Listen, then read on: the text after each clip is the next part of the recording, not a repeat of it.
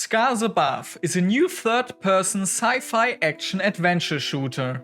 As the explorer Kate Ward, you land on an alien exoplanet and have to fight aggressive alien creatures with different weapons to unravel the mysterious story.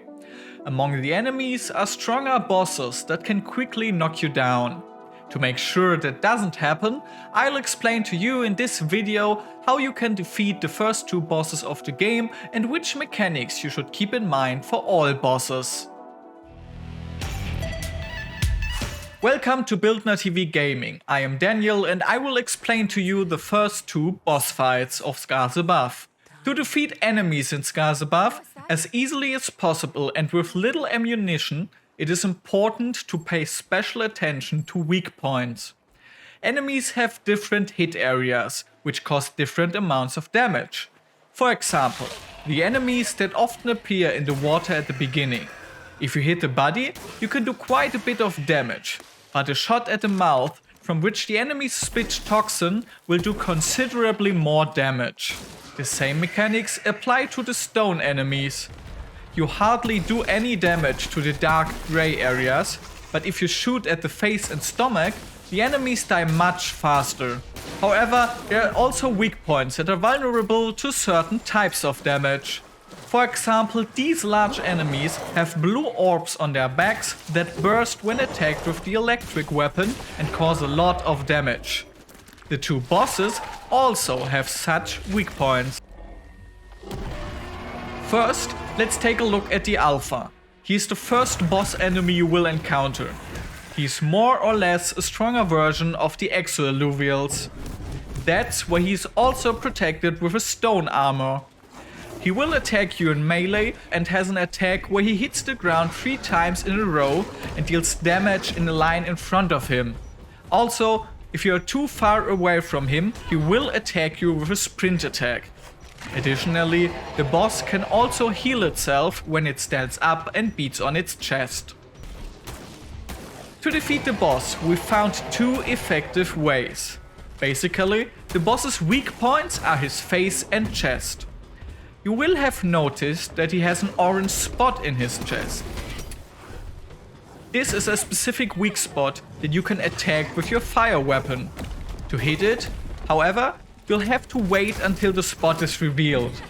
To do this, you'll usually have to dodge the attacks first and then strike back. Red numbers indicate that you have hit the spot. After a few hits, the weak spot will be triggered and the boss will start to burn, causing a lot of damage.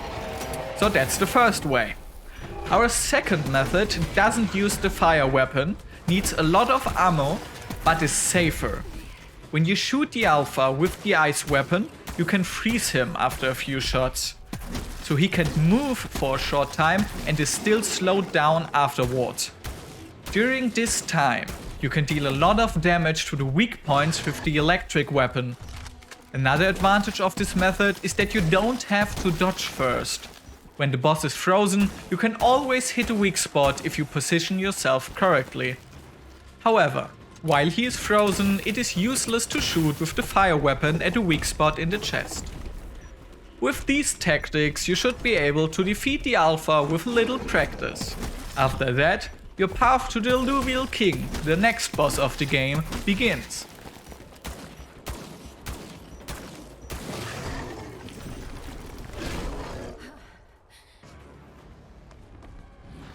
The Alluvial King is the second boss and already has more complex mechanics. The correct use of weapons is important here to defeat the boss. The Alluvial King will always stand in the middle of the arena during the fight. You can move around him and he will turn to attack you. He will attack you with his arms, either from above or from the side. The shield gadget is especially useful here. You can use it to block his attacks.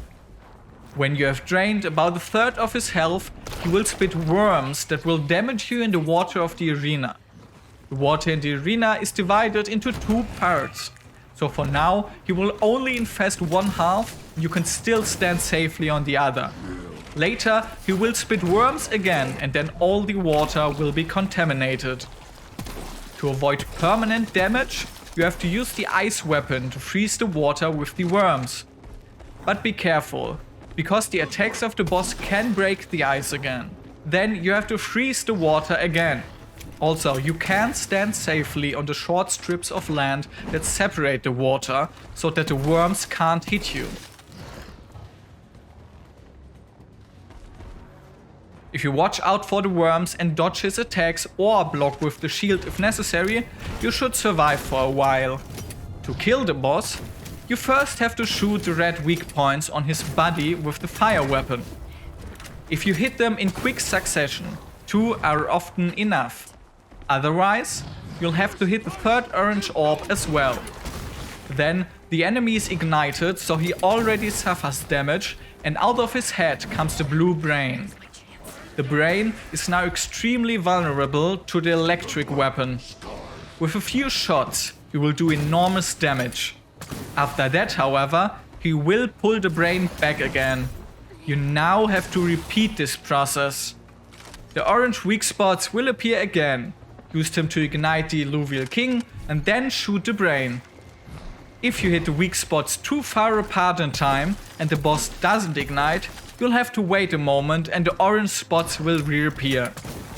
Follow this rhythm and remember to keep dodging his attacks as well. This way you should eventually be able to defeat the boss.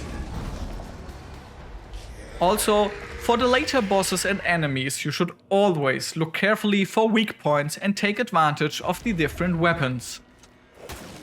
If you want to know more about Scars Above, you can find the game's story art book on Steam. In it, you'll get a mix of art book with concept art from the developers, short stories that give context to the game's story, and information about the game and the monsters in it. We will be happy to receive a like, a subscription and a comment from you. See you next time.